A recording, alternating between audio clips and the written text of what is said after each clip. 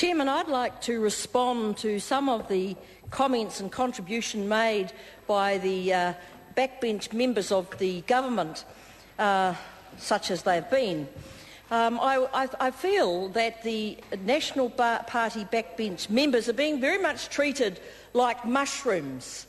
They've been kept in the dark and fed a lot of manure. Because when you listen to the contribution of some of the members, you realise that they know very little about this bill at all. Let me start with Tim McIndoe, who made a very impassioned speech before dinner. He said the Labour Party didn't understand this bill because this bill, Mr Chairman, was going to give beneficiaries in New Zealand great hope and great aspirations. From this little bill, they will get such great hope and great aspirations. But I want to know how. How are they going to get this great hope and great aspirations? And how does this bill give a beneficiary a job? Because that is what Mr McIndoe said. This bill will give them a job. What job, I ask Mr McIndoe, comes out of this bill? You see, if that's what the National Party backbench members believe, that you create jobs by passing some amendments to a piece of legislation that has been described by the Legislation Advisory Committee as a disgrace, because it's had over 50 amendments to it already, then you've got a strange way of believing in job creation. You see, you have to have a plan for job creation and you have to have a plan for the economy. And I notice that the National Party got a plan on Saturday. John Key put out his quick 6-point plan. It was so recently written, the date on it was the 1st of August, and this had nothing about how they were going to create jobs.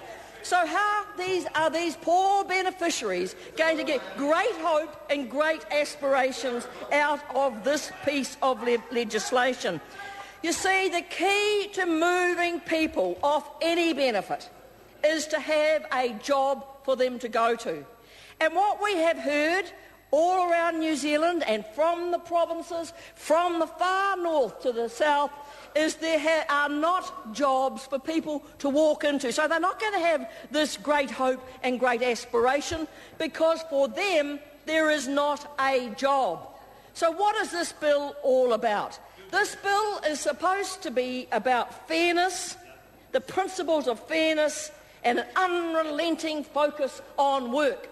Well, we've just told you there's no good having an unrelenting focus on work when by the Minister's own comments we have a real shortage of jobs at this time, that we have unemployment, unemployed people, around 68,000 young people, that is people under 25, who cannot get a job, that we have around 60,000 on benefits, unemployment benefit, who cannot get a job.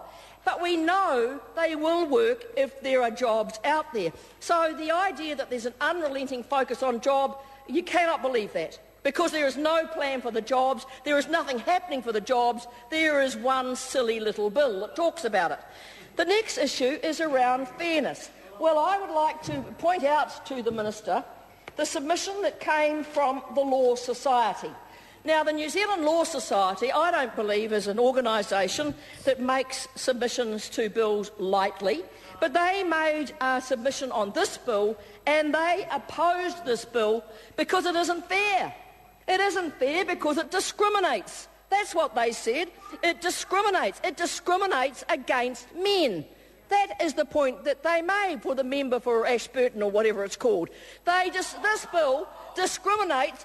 Well, she's very like the former member there. She's very keen on some very hard legislation for beneficiaries. Well, the Law Society, and I believe Amy Adams is a lawyer. Well, she might be interested in the Law Society. They said that this bill discriminates. It discriminates against men. Does the member believe it discriminates against men? Well, the Select Committee did, the submissioners did, the Human Rights Commission did, the Law Society does, and, well, can you believe this? The Attorney-General, who's one of their own ministers, said it discriminates. He said it discriminates against men. And he said it discriminates against men, Mr Chairman. I call the Honourable Annette King. He said it discriminates against men because under the work test in this bill of the minister, a widower can be work tested, but a widow will not be. And the Law Society said that is discrimination. Why would you bring in a work test that discriminates against one sector of society in such a blatant and obvious way? Well, the minister's answer to that was honest. She said it was the National Party's decision. No rationale, no reasoning, no evidence, no research, no science behind this. It was just something the National Party wanted to do, and then argued that New Zealanders would understand, well, this is the 21st century, where we do believe that men and women are pretty much equal, and we believe on this side of the House, if you're going to, as a government, bring in a bill, then don't discriminate on gender, at least, because it does discriminate in lots of other ways as well. However, it also discriminates against single women. That's what the Law Society said. It discriminates against single women. And so this bill has been panned by the organisations that we would normally listen to. They say it is not a fair bill. So then we had the comments from the Minister herself. She said that this was a rather emotive debate. Well, I have to tell the Minister there are some very, very strong feelings out there in the community about the way this government is treating beneficiaries. It started with the Minister's own attitude towards sole parents when she thought fit to release personal information to teach them a lesson for speaking up. That's why she released the information. They knew they were up against a minister and a government that had it in for beneficiaries. So when the minister says it's an emotive debate, well, I say to the minister, read just some of the stories that are coming out of newspapers around New Zealand. Some of them very sad about beneficiaries, how they are treated and how they believe they're going to be treated.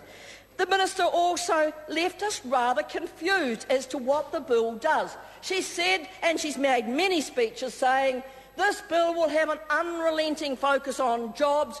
We are going to end the dream for them, give them a kick in the backside. And then today, in her first contribution, she said, well, actually, it's not going to do that at all.